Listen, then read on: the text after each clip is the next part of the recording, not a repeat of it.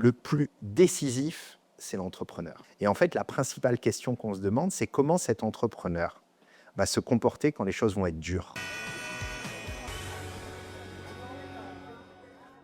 Si je te demande de choisir entre la personne ou le business, tu répondrais quoi? À Madagascar, on n'a pas de statistiques, mais aux États-Unis ou en Europe, on tourne autour d'un chiffre de 75 à 90% d'échecs des entreprises nouvellement créées. Avec un chiffre aussi important de chances d'échec, la question principale, c'est pas quel est ton business, c'est comment tu vas réagir toi en tant qu'être humain face à l'échec. La réponse, c'est évidemment qui, c'est évidemment l'humain, c'est évidemment à quel entrepreneur on s'adresse.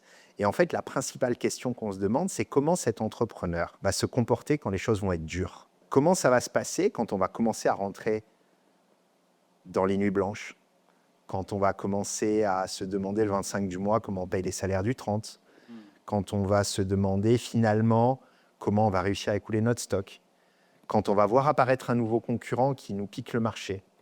Et ça, c'est évidemment l'entrepreneur. Le plus décisif, c'est l'entrepreneur. Si tu n'as pas l'entrepreneur, si tu n'as pas celui qui peut faire face à l'échec, alors nous, on n'ouvre pas la porte. Et une fois que tu as une conviction forte d'avoir l'entrepreneur, alors tu regardes le reste. Le produit, le marché, la nature du projet. Mais c'est une fois et seulement une fois que tu as validé la personne que tu as en face de toi que tu regardes le reste.